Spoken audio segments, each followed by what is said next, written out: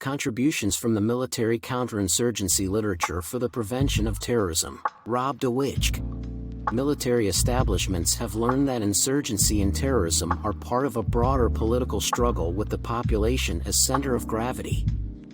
Therefore, the military's vast experience contains important lessons for dealing with terrorists in Western states. A key difference between counterinsurgency, COIN, and counterterrorism operations is that insurgents rely on support of the populations whilst terrorists are individuals or isolated groups or cells without broad public support. The difference is that COIN requires a hearts and minds campaign, whilst counterterrorism requires search and arrest or destroy tactics without causing too much trouble for the population.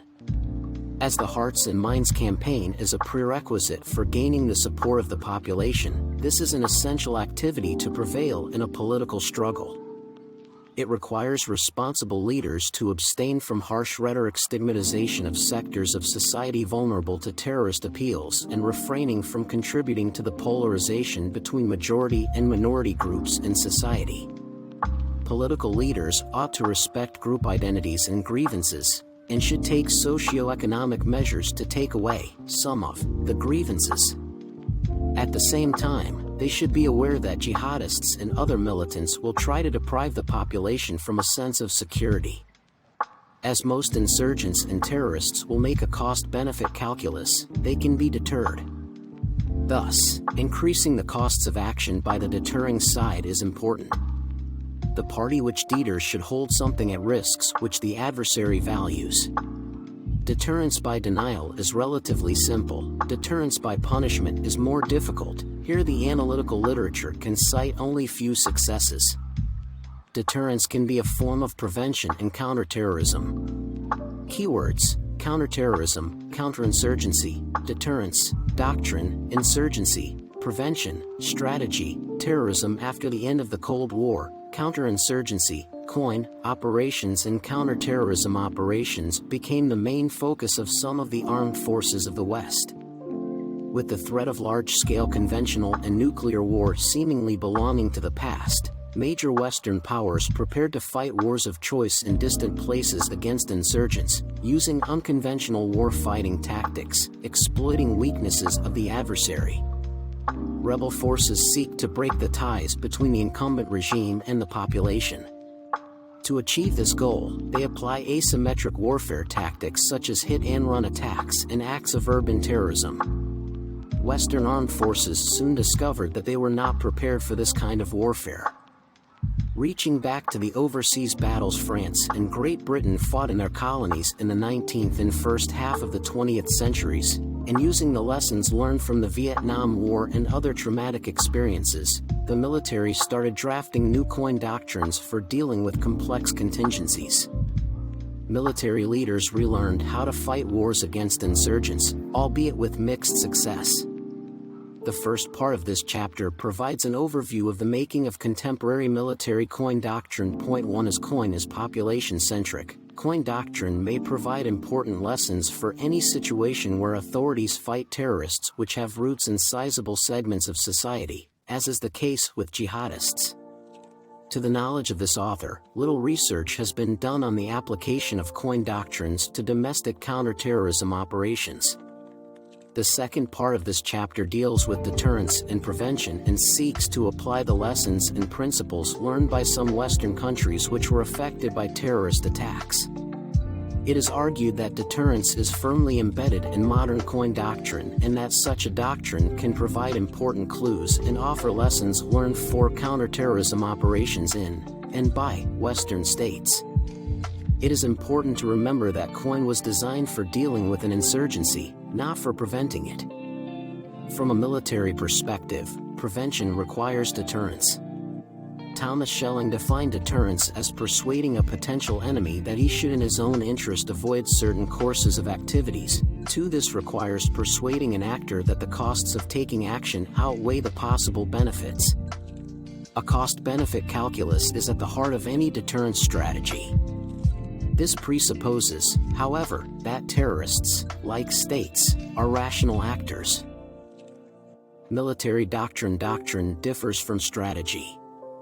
Strategy is defined as a set of ideas implemented by military organizations to pursue desired goals. The Oxford Dictionary defines strategy in non-military terms as a plan of action designed to achieve a long-term or overall aim. Strategy is considered to be the single most important factor for success. Without a clear strategy and a doctrine, any military operation is likely to fail.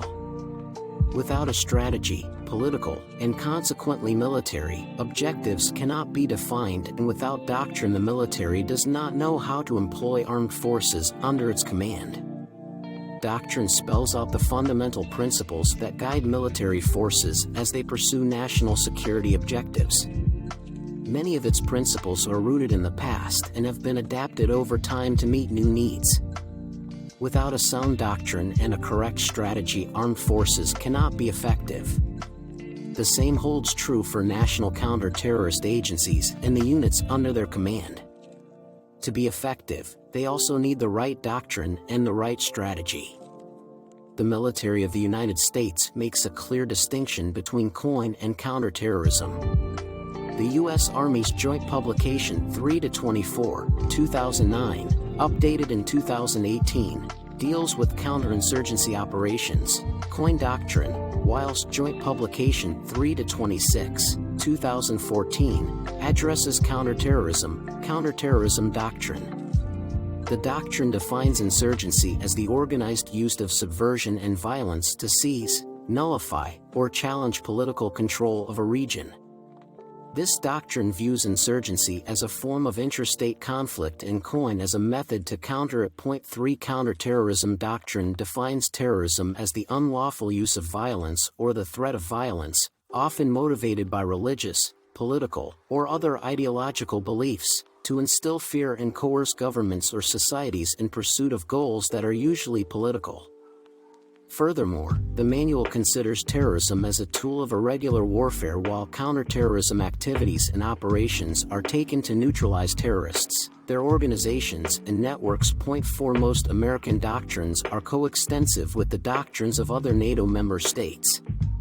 However, while NATO published an allied joint publication on counterinsurgency, NATO Counterterrorism Doctrine AJP 3.4.4, in July 2016, it lacks a dedicated counterterrorism doctrine. There are two schools of thought on COIN and counterterrorism. The first school of thought believes that terrorists are clearly identifiable individuals and small groups or cells that are not supported by large parts of the population. Terrorists without deep roots in society, such as Anders Breivik, who was responsible for the Oslo and Utøya attacks, Norway, 2011, Brenton Tarrant, who killed 51 people in the Christchurch mosque attacks, New Zealand, 2019, and other right-wing extremists, may enjoy some sympathy among right-wing fringes within society, but lack broader public support. Doctrine explains how those individuals or cells should be neutralized when separated from the population. The F3EAD process is the heart of contemporary U.S. counterterrorism doctrine. F3EAD stands for find, fix, finish, exploit, analyze and disseminate. This process explains how a counterterrorism operation is to be planned and executed. It is aimed at analyzing the situation and spot terrorists through intelligence, find, establish the location, fix, capturing or killing them, finish, questioning and screening those present at the target site and collect material on the site, exploit, and place this information, analyze, into the greater body of knowledge about terrorist organizations, disseminate. Point 5 The second school of thought sees counterterrorism as part of counterinsurgency operations. Whereas counterterrorism doctrine sees terrorists as clearly identifiable individuals, cells or groups that can be identified and hunted down, COIN is focusing more on their environment, a population-centric approach. COIN doctrine considers terrorists as being a part of a broader social movement. COIN doctrine explains how insurgents are embedded in society and how they try to find legitimacy from deeply rooted socio-economic and political grievances in society. In this school of thought, insurgencies are viewed as protracted politico-military struggles aimed at undermining the legitimacy of a government or an occupying power. The struggle for the hearts and minds defines the outcome. Winning the hearts and minds should deny terrorists from achieving their political objectives. A successful hearts and minds campaign can also contribute to deterrence. Unsurprisingly, American coin doctrine mentions the lack of state capacity as an important reason for lack of popular support. This will have detrimental effects in revolutionary wars where the grievances articulated by rebel leaders are shared by larger segments of the population, often independent of their particular religion, beliefs, or loyalties. However, this is not necessarily the case in ethnic or tribal conflicts where the government is often seen as illegitimate. The strengthening of the state from the outside can then be seen as a violent act which runs against the interests of a particular minority group. In a federally organized state such as Iraq, the Kurdish minority will not accept a strengthening of the federal government at the expense of its relative autonomy.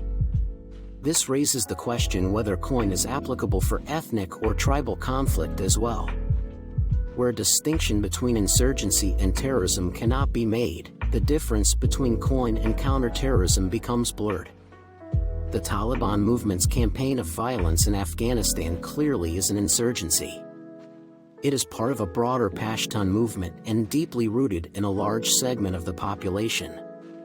Its struggle is politically motivated and its strategic objectives are clear: remove the illegal occupying force from Afghanistan's soil and topple what they consider an illegitimate government. In achieving its objectives, Taliban insurgents fight an unconventional or irregular war that includes terrorist tactics. What about terrorist organizations such as ISIS and Al-Qaeda? They also fight against regimes they consider illegal. Both ISIS and Al-Qaeda enjoy support among parts of the populations in the Muslim world.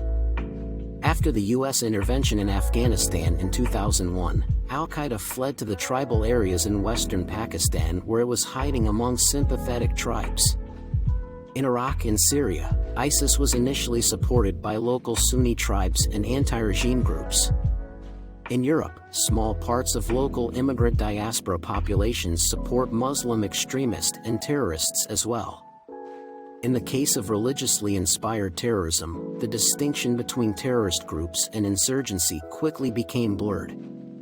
But the same could also be said about Catholic separatists in Northern Ireland or Basque nationalists in Spain.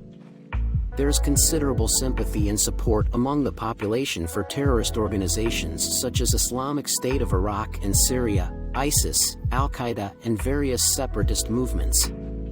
The same holds true for their sympathizers in Western diasporas. Regarding Al-Qaeda, the American polling organization Pew concluded in 2013 that a median of 57% across the 11 Muslim public surveyed holds an unfavorable view of Al-Qaeda. This includes strong majorities of Muslims in Lebanon 96%, Jordan 81%, Turkey 73%, and Egypt 69%. More than half of Muslims in Nigeria, Senegal, Tunisia, Indonesia, and the Palestinian territories also view Al-Qaeda negatively. In Pakistan and Malaysia, Muslim views of Al-Qaeda are on balance unfavorable, but many offer no opinion. 10. With hundreds of millions of Muslims living in these countries, those not holding unfavorable views still amount to tens of millions of people. For this reason, Al-Qaeda might believe that it could still win the battle for hearts and minds. For ISIS, support was generally less. This is partly the result of the many atrocities perpetuated by the self-proclaimed Islamic State. The Doha-based Arab Center for Research and Policy Studies found that 85% of Arabs hold, to varying degrees, negative views of ISIS. This compares to only 11% of the Arab public whose views towards the group were either positive or positive to some extent, 11 nevertheless. The remaining 11% translates into millions of people which could serve as a sanctuary or support base. The objective of both ISIS and Al-Qaeda is a worldwide insurgency against corrupt leaders in the Islamic world and the withdrawal of Western support for them. The Doha report revealed that important reasons for backing ISIS include its willingness to challenge the West and its opposition to Iran and the Syrian and Iraqi regimes. In other words, despite negative views about its methods, the objectives of ISIS have the sympathy of a sizable minority of Arabic populations.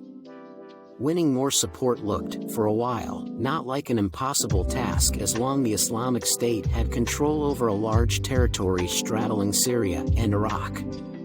In May 2019, a video was released showing ISIS leaders Abu Bakr al-Baghdadi announcing wider geographical ambitions following the territorial losses in Syria and Iraq. Allegiance for ISIS has already been given by jihadists in Afghanistan, Burkina Faso, Mali, Nigeria, Sri Lanka, and other parts of the Islamic world. This continued loyalty demonstrates that despite the defeat of the Islamic State in the Middle East, the brand still possesses great attraction beyond the Arab region. ISIS's apocalyptic ideology and sectarian attacks on unbelievers such as Shiites and Christians did not disappear with the end of ISIS's formal state. At the same time, the survival of its ideology and the organization of a worldwide network of franchises and cells mark the failure of the US-led coalition to destroy the organization. Even with the defeat of its Islamic State in Syria and Iraq, ISIS is not a small group of dedicated, clearly identifiable terrorists, but a broad-based terrorist organization with roots in the Sunni Ummah around the world. To underscore its new strategy, ISIS claimed responsibility for the Easter bombings in Sri Lanka in 2019, which killed more than 320 people. ISIS claimed the bombers in Sri Lanka targeted citizens of the US-led coalition fighting ISIS and referred to Easter as an infidel holiday. 12. The conceptual challenge is whether the defeat of ISIS and Al-Qaeda requires coin or counterterrorism tactics or a combination of both. As has been argued above, a distinction is made between an insurgency and isolated terrorism. Isolated terrorists are lone wolves or isolated cells in small groups. Unfortunately, there is a tendency to consider terrorists as derailed individuals while ignoring the fact that those individual terrorists or small terrorist groups may reflect grievances among larger parts of the population. In such cases, even an isolated terrorist may gain considerable support from a sympathetic segment of the populace. In cases of foreign intervention, this ideological and operational support base may even grow bigger if the intervening force is considered an adversary. The support base of isolated terrorists in the West may also grow stronger if interventions, e.g., in the Islamic world, are considered hostile actions. This is one of the contributing factors for jihadism in the West. Consequently, the distinction between insurgency and terrorism is by no means always clear. Insurgency and terrorism are both political struggles for which the position of the population is crucial. How coin and counterterrorism works out on the population has always been considered key to the success of any operation against insurgents and terrorists.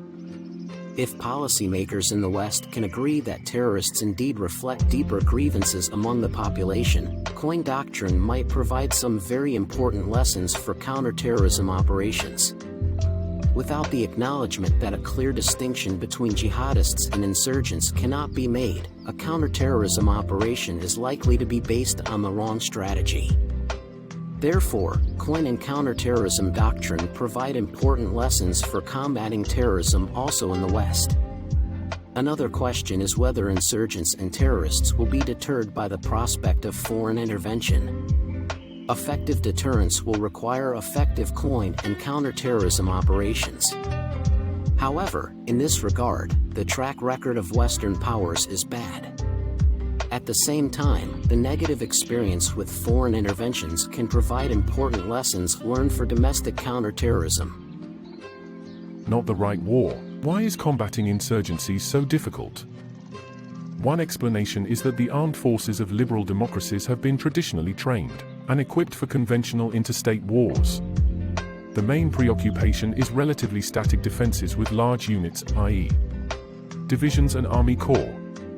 Those units with their focus on heavy firepower, technology, maneuverability, and a state adversary with similar capabilities are inadequate for COIN operations.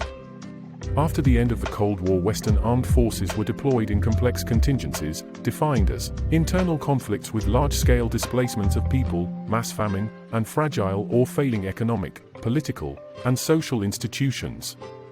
13 years of conflict and persecution, often fueled by selfish motives of political entrepreneurs, could cause a breakdown of government and chronic insecurity.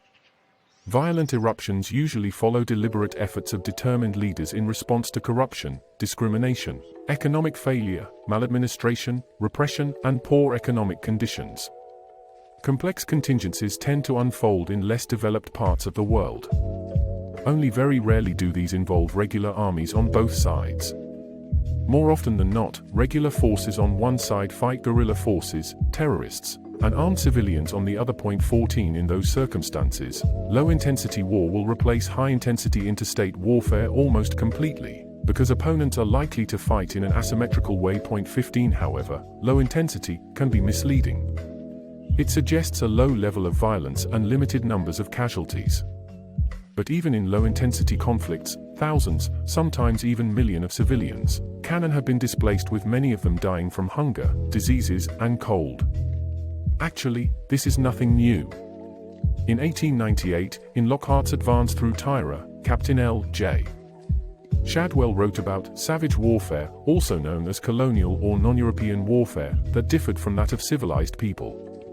16 Many areas in the world have not changed much since Shadwell's description. A frontier tribesman can live for days on the grain he carries with him, and other savages on a few dates. Consequently, no necessity exists for them to cover a line of communications. So nimble of foot, too, are they in their grass shoes, and so conversant with every goat track in their mountains that they can retreat in any direction. This extraordinary mobility enables them to attack from any direction quite unexpectedly, and to disperse and disappear as rapidly as they came. For this reason, the rear of a European force is as much exposed to attack as its front or flanks. For example, in Afghanistan, the biggest change was that army boots and Nike sport shoes replaced Shadwell's grass shoes. Local fighters of the Taliban and Al-Qaeda generally possess only a limited number of advanced weapons, such as Stinger anti-aircraft missiles, which were acquired during the 1980s when the U.S. considered the Mujahideen to be freedom fighters who deserved support in their struggle against the Soviet occupation. Today's basic weapons platform is the Toyota pickup truck, which carries fighters armed with guns. In mountainous regions, horses and mules are still an important mode of transportation. The main innovation is the use of the internet, cell phones and satellite communication for command and control purposes, and social media for both winning the hearts and minds of sectors of the Muslim world and for deterring adversaries.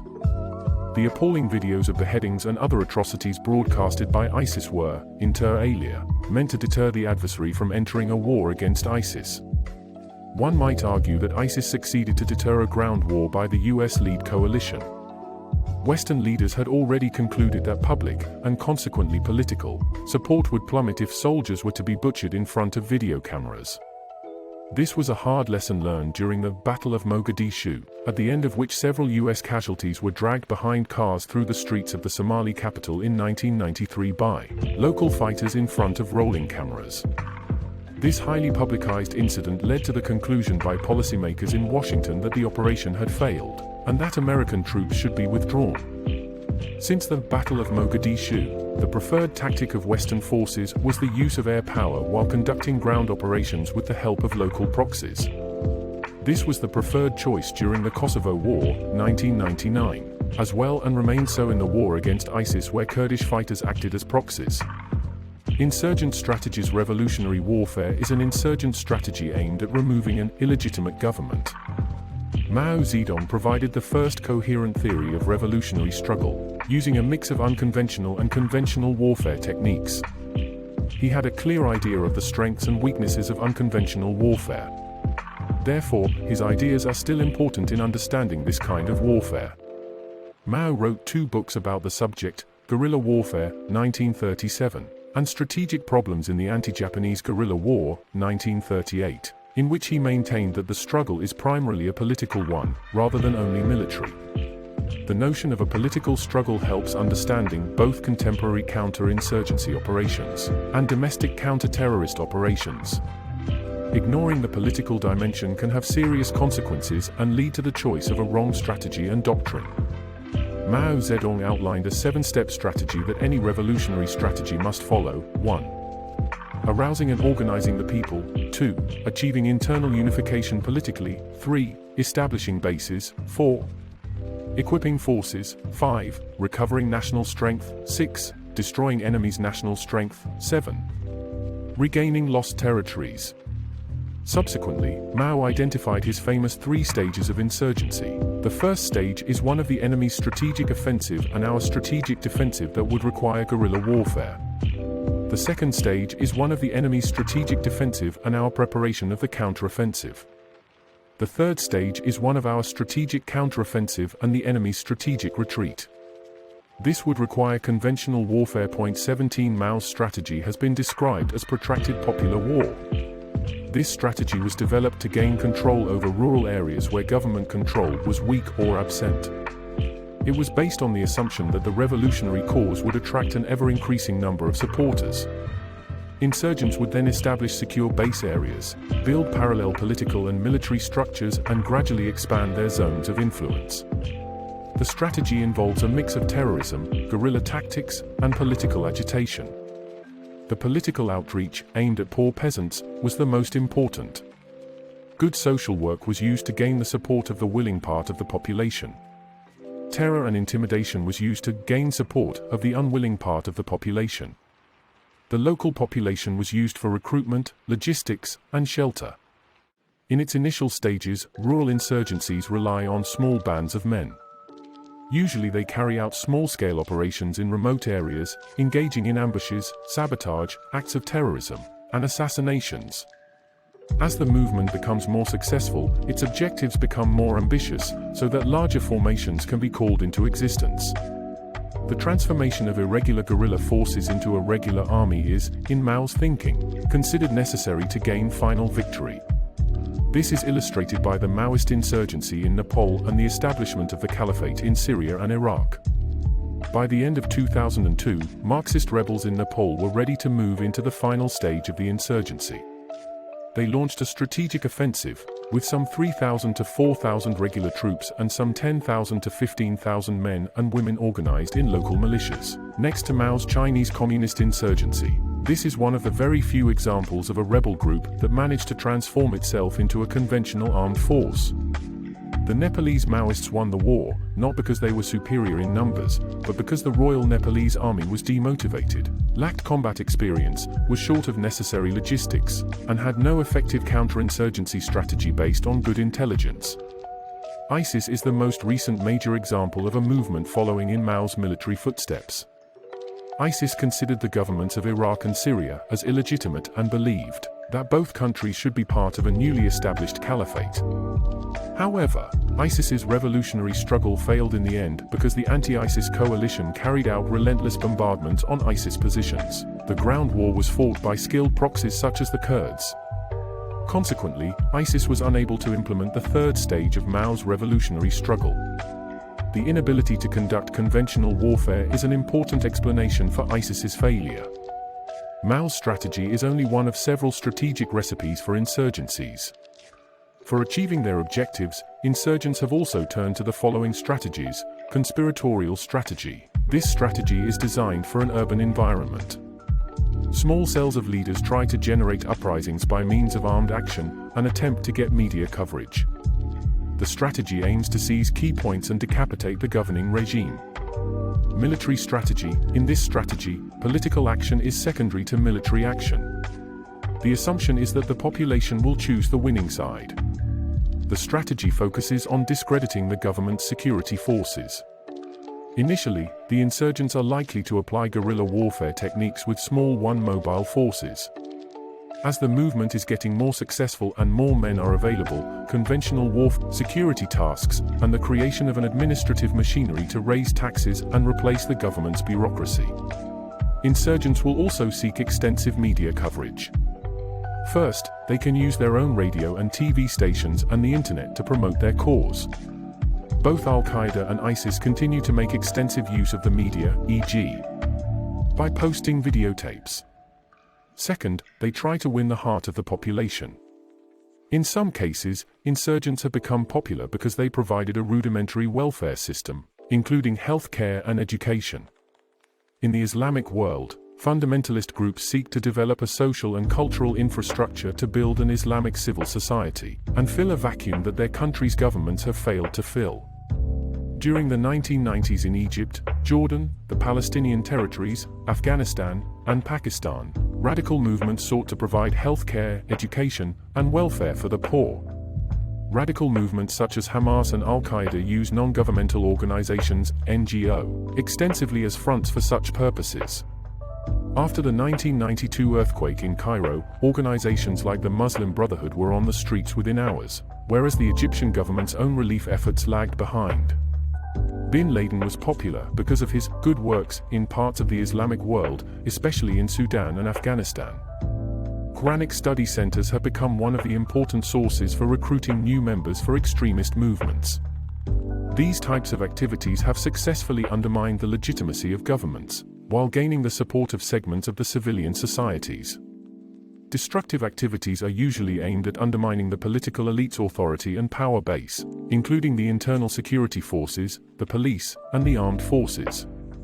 By creating a climate of insecurity, the population is likely to lose faith in the authorities. Intimidation, sabotage, terrorism, information warfare, and guerrilla attacks are the most likely tactics employed. Insurgents will try to balance their political aims and the means of achieving them. If the means and ends mismatch, insurgents may lose popular support.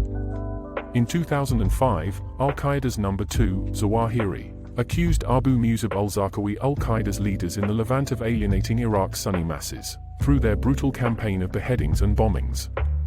Years later, due to excessive violence, ISIS also lost much of its initial support in the battle for the people's hearts and minds. The foundations of how to fight insurgents has been a problem for colonial powers for centuries. Great Britain, France, and the Netherlands were among the major colonial powers which fought bitter wars against those who considered them as occupying forces. In the 1960s, the US learned similar hard lessons. Yet the Vietnam War, 1965 to 1973, was considered an aberration, and the lessons learned were soon forgotten. The disastrous performance of U.S. troops contributed to the neglect of unconventional warfare. As a result, a second, though minor disaster in Somalia, 1994, followed. Preoccupation with conventional wars is equally strong in other armies. Soviet forces performed disastrously in Afghanistan, 1979 to 1989. The same happened to the Netherlands. With the loss of Indonesia in the late 1940s, the Dutch lost not only their experience in waging this type of war, but also their mental acumen for such warfare. Nevertheless, in 2001, when drafting a new field manual on counterinsurgency warfare, the Dutch Army staff also consulted the old manuals of General Johannes van Hoots, 1851 to 1924. In the Netherlands Indies, present-day Indonesia, van Hoots had reorganized his conventional ground forces to confront insurgents, creating small units of a dozen men to carry out search and destroy operations. No distinction was made between combatants and non-combatants in those operations. The Dutch troops burned down entire villages in order to eliminate fighters' bases. Today, that type of counterinsurgency operations would be categorized as war crimes. In addition to manuals, in drafting the new manual, the Dutch Army staff also used the British Counterinsurgency Manual, which is one the most detailed for this type of warfare. Of the former colonial powers, the British, and to some extent the French, have not given up their colonial military skills and the mindset to carry out counterinsurgency operations. Especially, the counterinsurgencies in the Dhofar province in Oman, 1965 to 1975. And the troubles in Northern Ireland, 1969 to 1998, have given the British first-hand experience. In Dhofar, strategic interests were at stake because Oman's leaders could control the vital oil route of the Strait of Hormuz. The Dhofar campaign was a classical, rural counterinsurgency campaign, while the one in Northern Ireland was a mix of rural and urban fighting. To this day, the most elaborate coin doctrine remains the one developed by the British military. Point 18. An important lesson learned has been that unconventional warfare is first of all a method of achieving asymmetry. Asymmetry is a key concept for confronting the adversary not on his own terms. It is often the tactic of the weak. At the strategic level, the opponent using asymmetrical tactics exploits the fears of civilian population, thereby undermining the government, compromising its alliances, and affecting its economy. To achieve this, the opponent uses unconventional warfare techniques at the tactical level to change the course of action in order to prevent the opponent from achieving political objectives. The tactics of unconventional warfare include guerrilla ambushes, hit-and-run attacks, sabotage, terrorism, and psychological warfare. Usually, rebels, terrorists and criminals with small, but well-organized forces or militias tend to adopt such tactics. In unconventional warfare, it is only through the physical control of an area or isolation of the opponent that military objectives can be met. This requires the use of small units. Advanced technology plays a supporting role at best.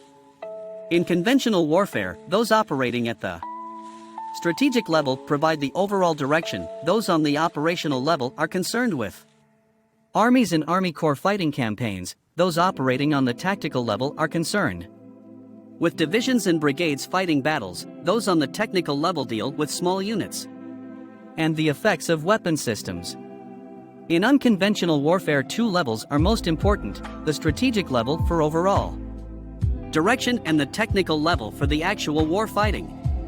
The strategic level also deals with political influence operations and diplomatic actions. The operational and tactical levels oversee the operation in the target area and can play a supporting role, e.g., to provide air support for soldiers on the ground. Most importantly, the operational level will oversee the hearts and minds campaign, including psychological operations carried out at the tactical level. Thus, in conventional warfare, doctrine deals with the interaction between the various levels of war. In unconventional warfare, the different levels fight different battles.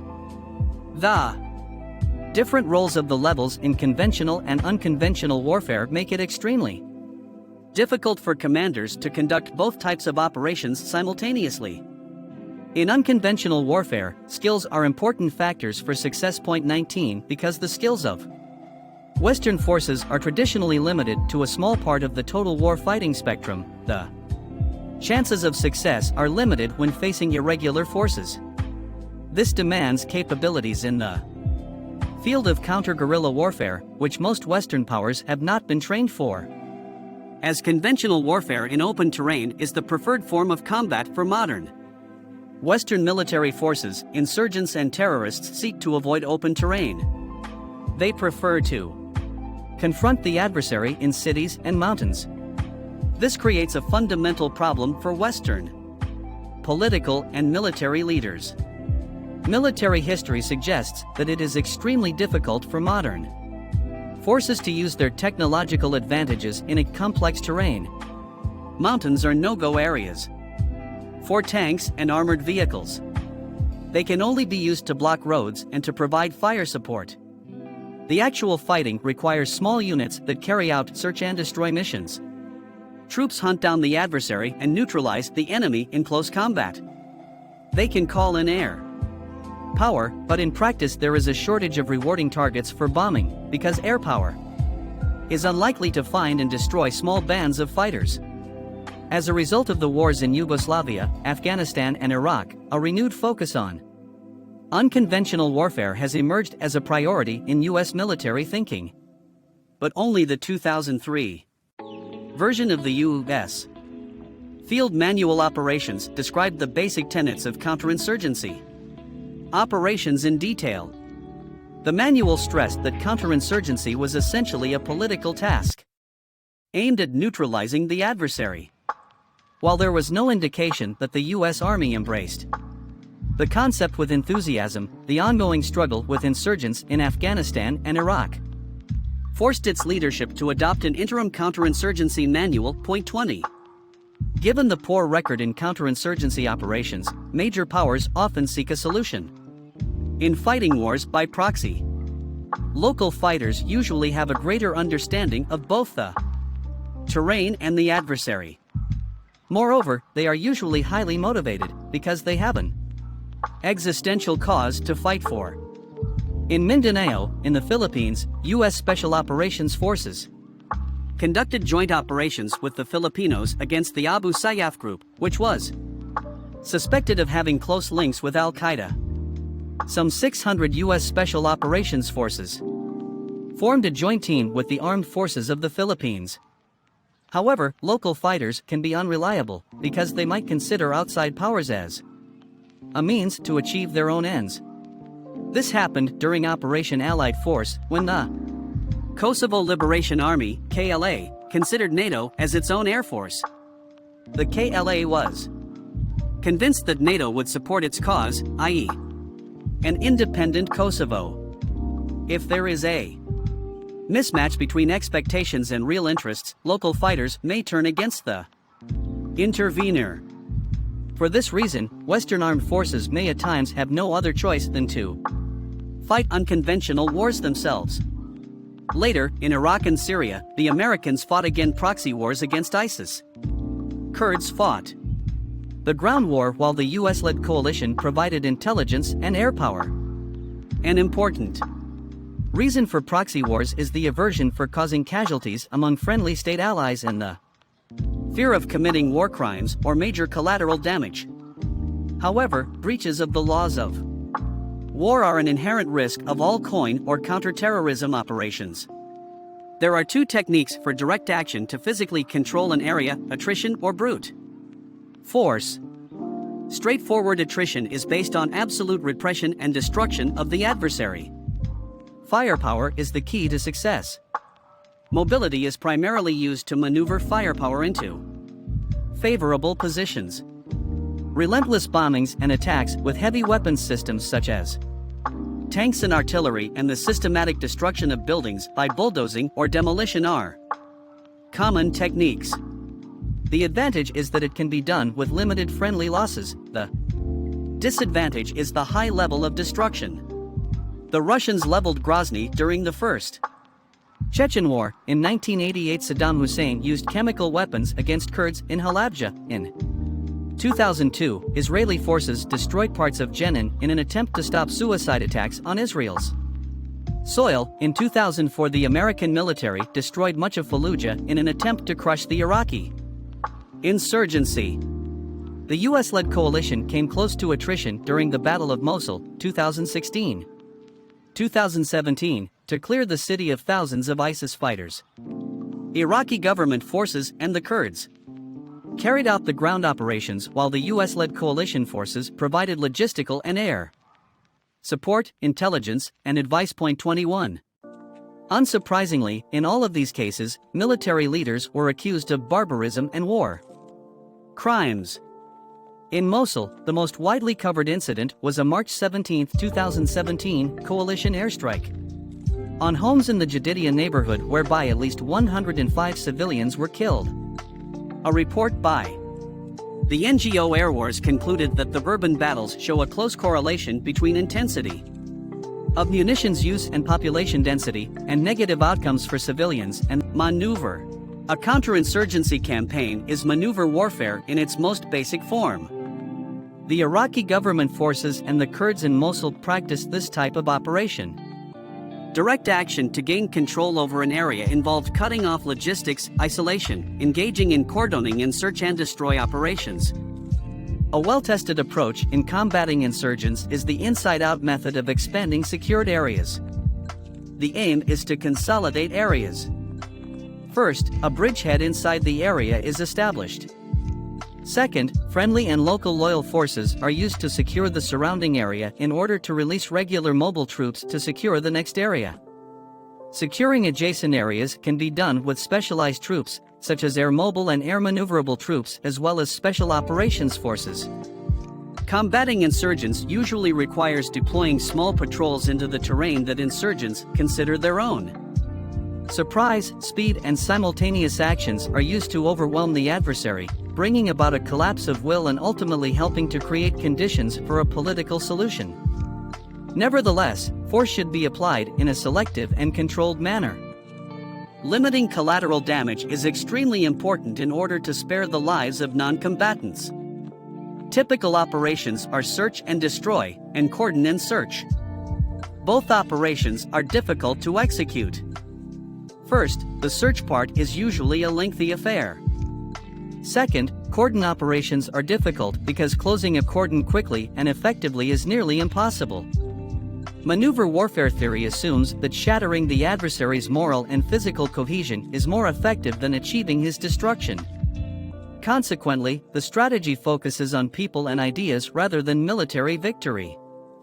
Therefore, minimal use of force works best, because the insurgents will attempt to demonize intervening forces or local authorities when these use excessive force.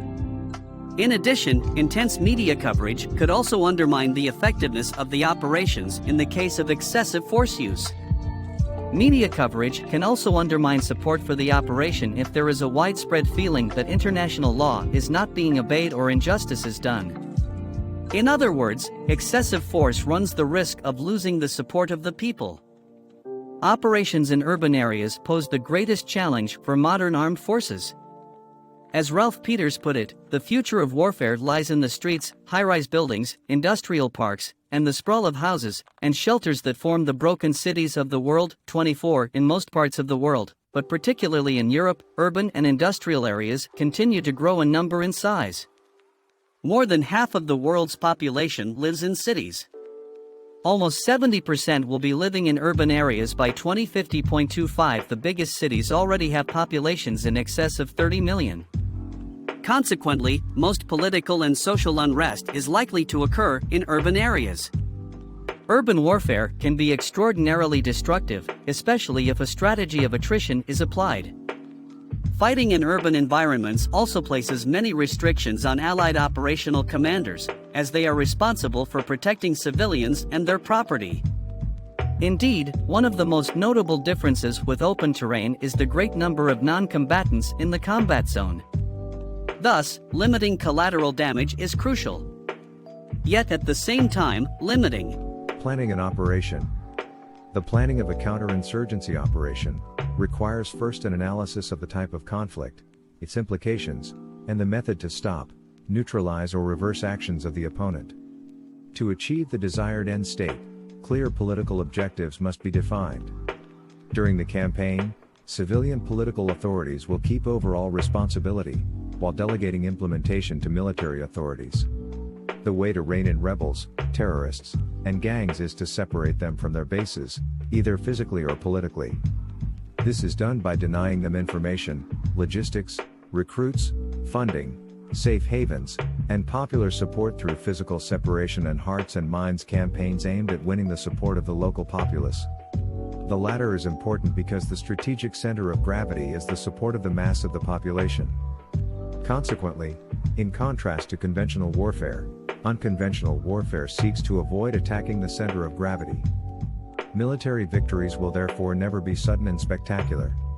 Rather, victory will be achieved by a sequence of small successes. The aim of COIN is to secure the population and to neutralize the insurgents.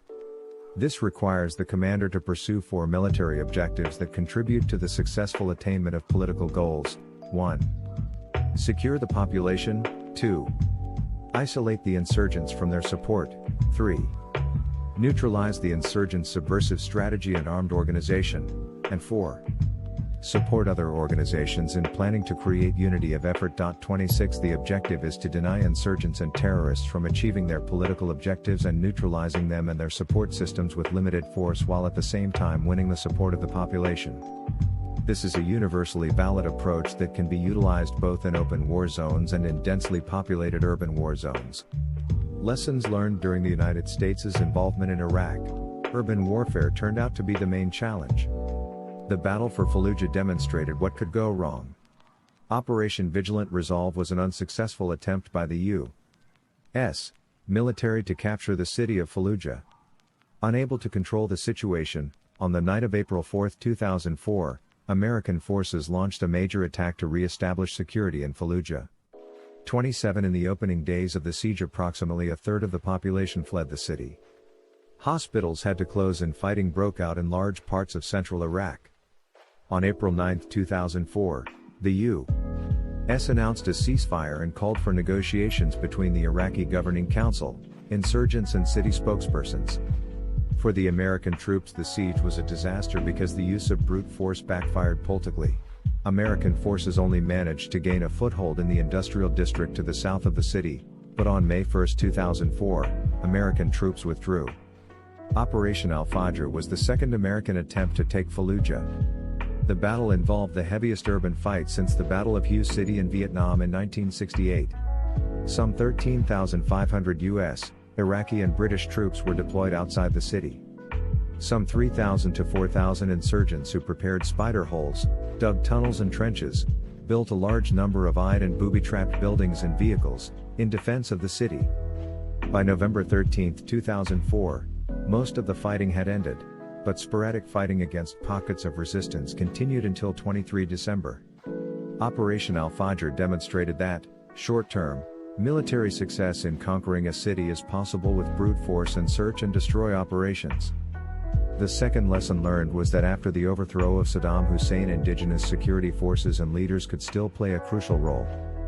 Prompted by Shiite and Kurdish leaders, the American president of the Coalition Provisional Authority, Paul Bremer, decided to vacate 123 to dissolve the official Iraqi armed forces and start a program of de-Baathification. As the entire Iraqi security apparatus and bureaucracy, mostly Sunnis, were dismantled, the responsibility for Iraq's security was left entirely in the hands of the coalition forces. Sunni Arabs, who are a demographic minority in Iraq, believed that these measures were attempts to impose domination over them. This was a powerful incentive to start the insurgency. The third lesson learned was that early planning for conflict termination by the stabilization and reconstruction forces of a country is a prerequisite for success. 28 In Iraq, the decision not to plan for a stabilization and reconstruction phase was based on the wrong idea that Iraq could pay for the reconstruction through its oil revenues. During the counterinsurgency phase, stabilization and reconstruction measures were supposed to be used to win the support of the people. However, the American occupation force did not anticipate an insurgency when it invaded Iraq. Consequently, deployed forces were unprepared for the full-fledged insurgency that followed soon after the overthrow of the regime. The poor execution of Operation Iraqi Freedom left the U.S.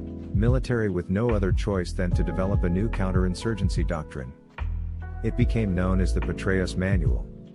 29 A final lesson learned was that Western templates of state building did not take the dynamics of local conflicts into account. In Iraq, the Americans tried to create a stable, secure, democratic and functioning state. This attempt failed completely.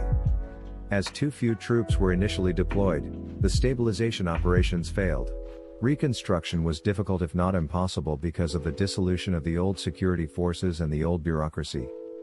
Political power passed from Sunnis to Shiites, and these, in turn, were looking to Iran for guidance and support. Field Manual 3-24. These lessons learned provided a context for major doctrinal innovations. In conjunction with a U.S. Marine Corps team, General Petraeus and his staff produced Field Manual FM 3-24 on counterinsurgency operations. The new coin manual drew heavily on the work of classical thinkers, including the experiences of Sir Robert Thomson in Malaysia and the French in Algeria in the 1905s. The French military theorist Galula had written Counterinsurgency Warfare, Theory and Practice in 1964. It built on Mao Zedong's observation that a revolutionary war is 80% political action and only 20% military. Contemporary Anglo-Saxon thinkers, such as John A. Nagel and David Kilcullen, were influential as well. 30 Army Lieutenant Colonel Nagel co-authored the new counterinsurgency manual as part of a team overseen by General David Petraeus and led by his old West Point classmate Conrad Crane. Kilcullen was the chief strategist in the Office of the Coordinator for Counterterrorism at the U.S. State Department, and later became a counterinsurgency advisor to General Petraeus. The new Petraeus manual was built around two ideas, which were both drawn from doctrines of European colonial warfare. 31 First of all, was the insight that protecting the population is key to success in any counterinsurgency campaign. At the same time, there is the recognition that insurgents will try to deprive the population of any sense of security. Second, was the insight that to succeed in counterinsurgency, armed forces have to learn and adapt more rapidly to changing circumstances than the enemy. America's new counterinsurgency doctrine dramatically increased the performance of its troops in Iraq. A new clear, hold, and build approach was already showing some results before Petraeus arrived in Iraq, but as a new commander, Petraeus decided to apply it in all Sunni regions. Petraeus called this approach the Sons of Iraq, which consisted of recruiting, equipping and paying former militiamen for the fight against the local franchise of Al-Qaeda. The Sons of Iraq approach spread the Sunni awakening to other Sunni areas where the Americans and local leaders shared the same interests, i.e., the defeat of Al-Qaeda. The new Petraeus manual called for a different mindset and counterintuitive action. The manual observed that the admonition that sometimes, the more force used, the less effective it is, does not apply when the enemy is coming over the barricades. However, that thought is applicable when increased security is achieved in an area. In short, these paradoxes should not be reduced to a checklist, or rather, they should be used with considerable thought. 32 Other insights are, sometimes, the more you protect your force, the less secure you may be, and the more successful the counterinsurgency is, the less force can be used and the more risk must be accepted. The original Petraeus manual from 2009 inspired subsequent publications like NATO's Allied Joint Doctrine for Counterinsurgency of February 2011 and its update in 2016. The NATO publication introduced the new thinking on counterinsurgency to America's allies. The doctrine emphasized the political nature of the counterinsurgency as well, by defining counterinsurgency as the set of political, economic, social, military, law enforcement, civil and psychological activities with the aim to defeat insurgency and address any core grievances. 33 This aim can only be achieved by a comprehensive approach to crisis management. 34 The Petraeus manual has been updated again in 2018.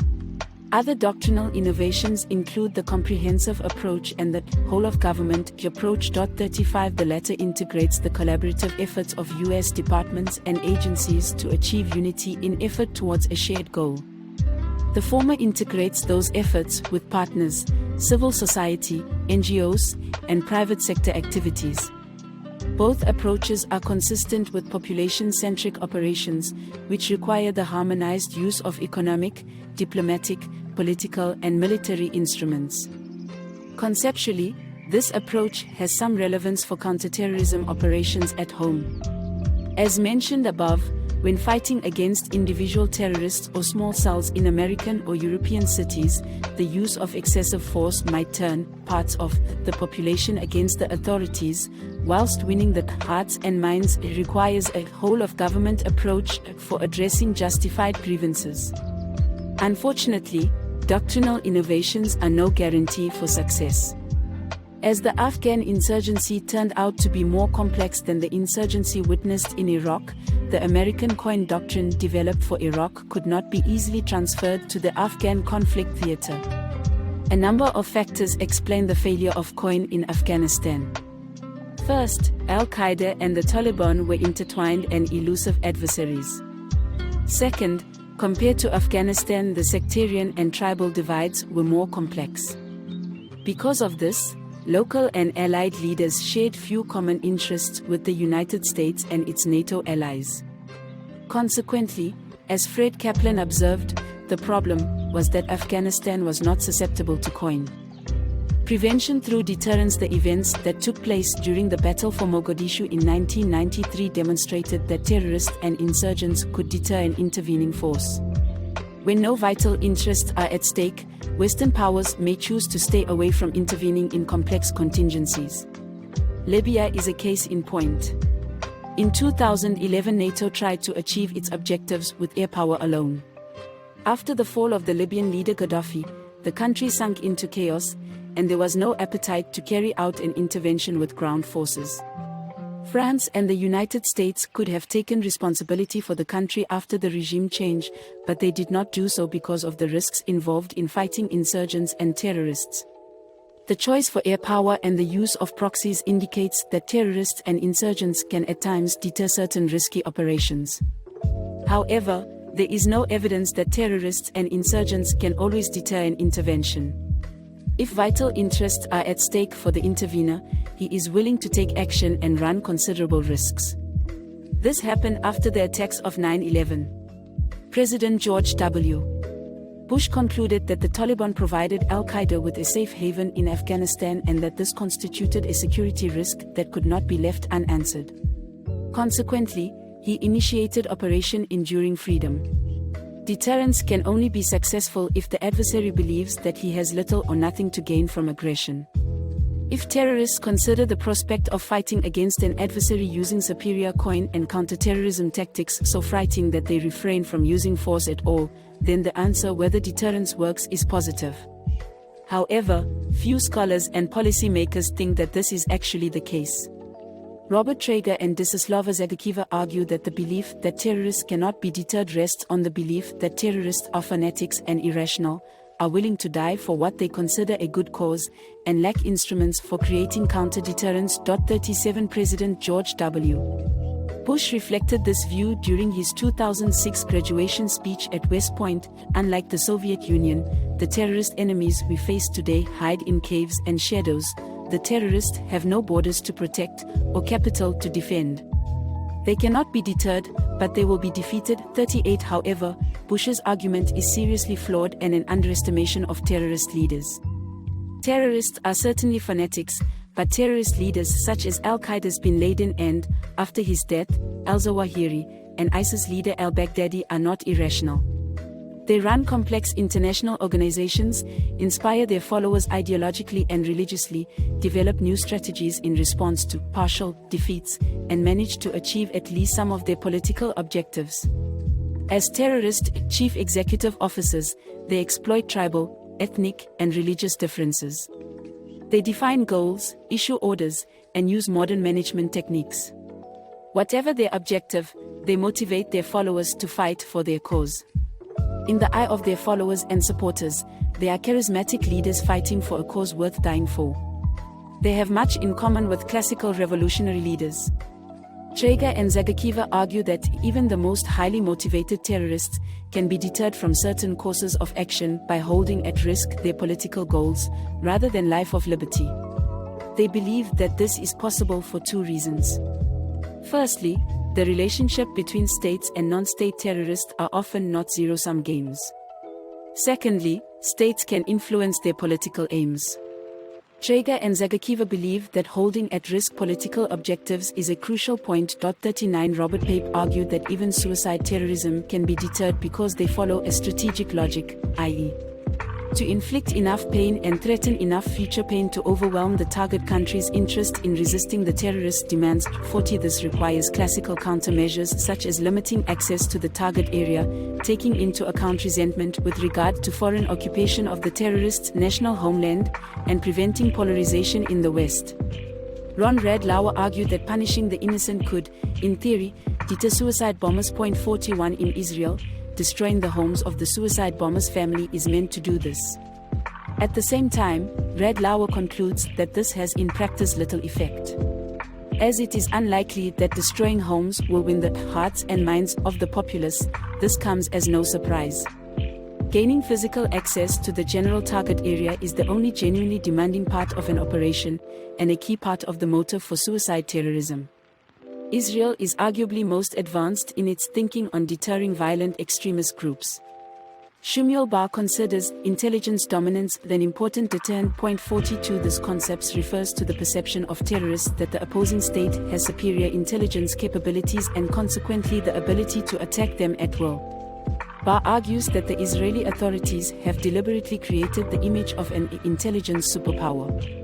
Mark Vinson argued that ever since achieving statehood in 1948, deterrence has stood as a pillar of Israel's national defense strategy. 43 deterrence operations, aimed at keeping political violence on an acceptable level, now form an integral part of Israel's defense planning. Deterrence operations can take the form of a measured retaliation or a massive retaliation. Both aim to restore deterrence or dissuade further escalation. Conceptually, these concepts are similar to the COIN concept of maneuver warfare and attrition or brute force. The main difference is that the COIN concept is translated into deterrence theory. The distinction between deterring attacks and inter-war deterrence is important as well. Intra-war deterrence has, in the Israeli context, been defined as the ability to prevent further escalation or de-escalate the conflict and is based on the Israeli experience of periodic wars with its adversaries and the desire to prolong the interwar period as much as possible. Measured or flexible retaliation seeks to maintain deterrence at the current level and prevent further escalation of the conflict. Massive retaliation seeks to reset deterrence through massive and overwhelming force. Targets are the violent extremist organizations or their proxies. The last massive Israeli response operation was Operation Protective Edge, 2014, targeting Hamas in Gaza, an operation which saw more than 2,000 Palestinian deaths and more than 10,000 injured. This has led to accusations that Israel had violated international humanitarian law and international human rights law. 44 Deterrence theory makes a distinction between two forms of deterrence. Deterrence by denial involves denying a group from achieving its political objectives, whilst deterrence by punishment involves the partial destruction thereof. 45 Deterrence by denial can take different forms. Some examples are the hardening of potential targets, upgrading of border controls, the reinforcement of cockpit doors in passenger aircraft, and tighter border controls are relatively simple and effective means to deter terrorists from attacking objects. Due to excessive safety measures, American embassies are no longer rewarding targets. The same holds true for most U.S. military facilities abroad.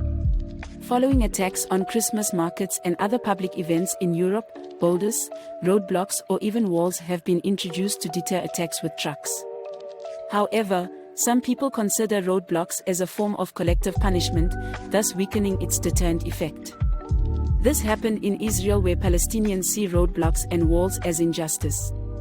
Restricting access to the commodities needed for the manufacturing of biological, chemical, and radiological weapons explains the limited number of attempts to carry out attacks with CBRN weapons.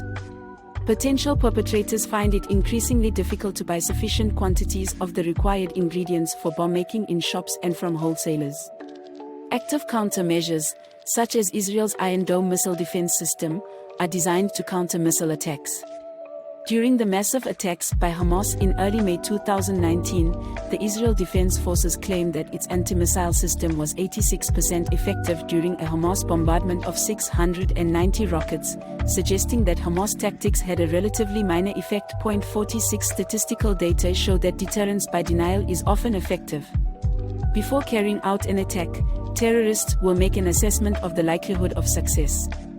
They will attack soft targets when hard targets cannot be hit.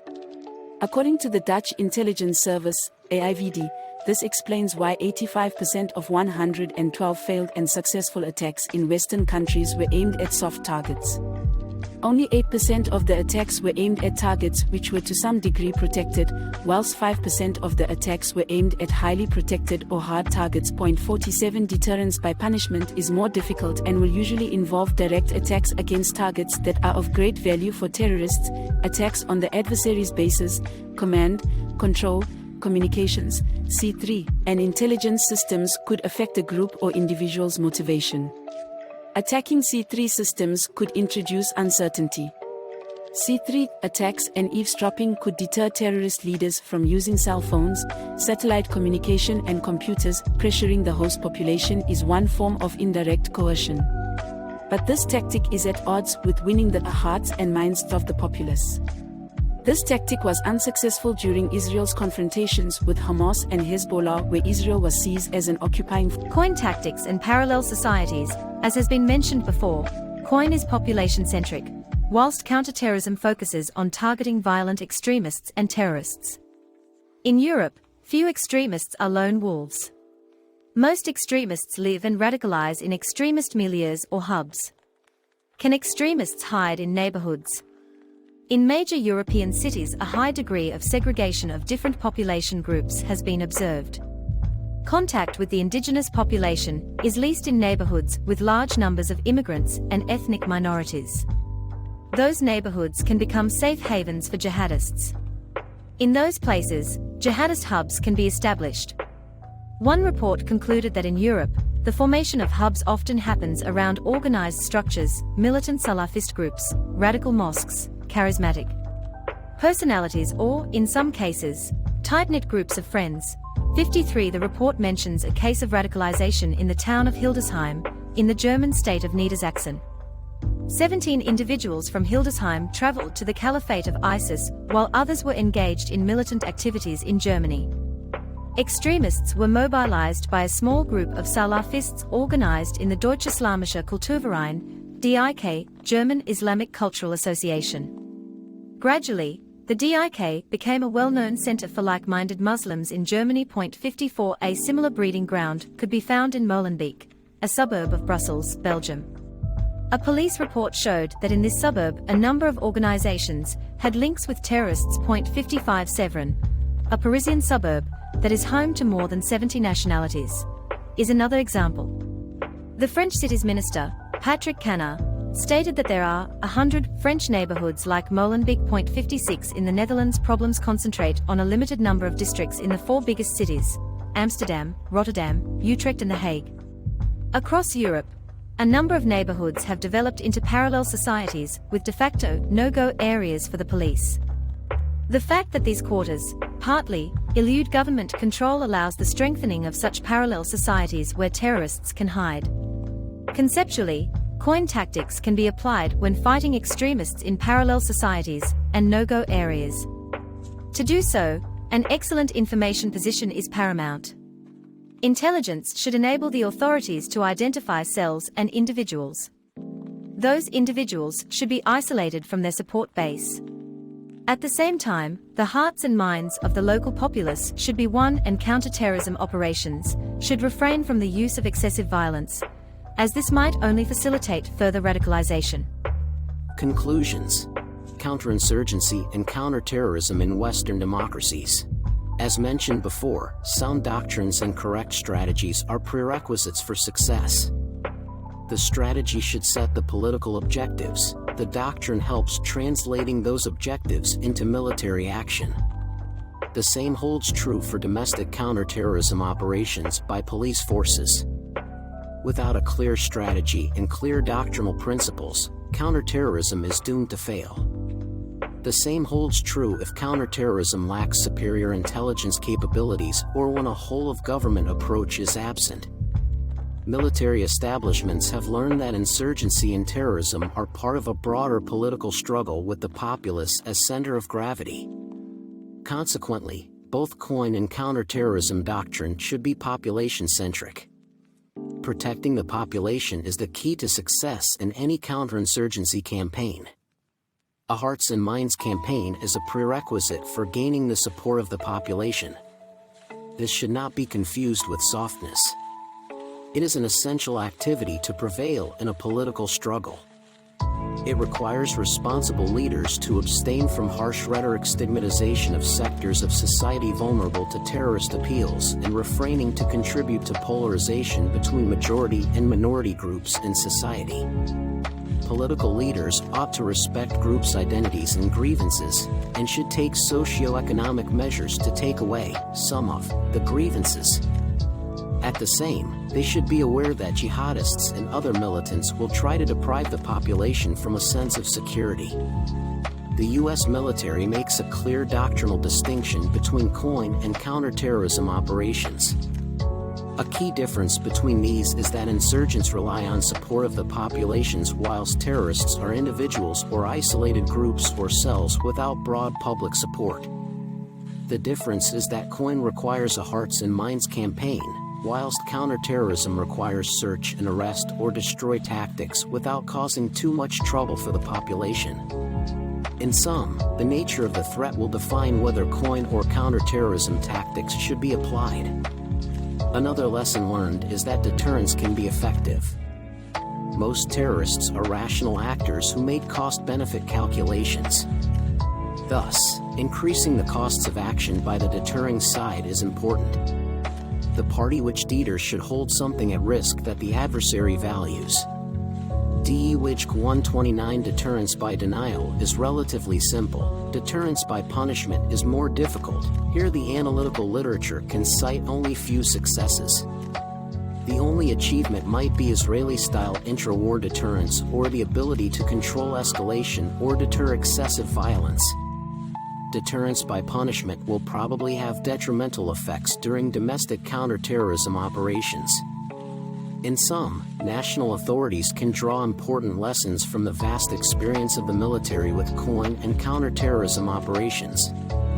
Unfortunately, due to cultural differences between the military and civilian national security establishments, there is a natural tendency to ignore those lessons learned. An important obstacle is the perception that the military relied too much on the use of force. However, the experience with military coin and counterterrorism operations reveals that this perception is wrong. This contribution argued that the military are very well aware of the political environment in which coin and counterterrorism operations take place. They understand that this environment requires a completely different attitude in which the use of force plays a subordinated role. Finally, national counterterrorism efforts will greatly benefit from doctrine development. Like the military, lessons learned and conceptual approaches should be captured for improving future counterterrorism operations. If not, valuable knowledge might be lost. Professor Rob de Wijk is founder of the Hague Center for Strategic Studies.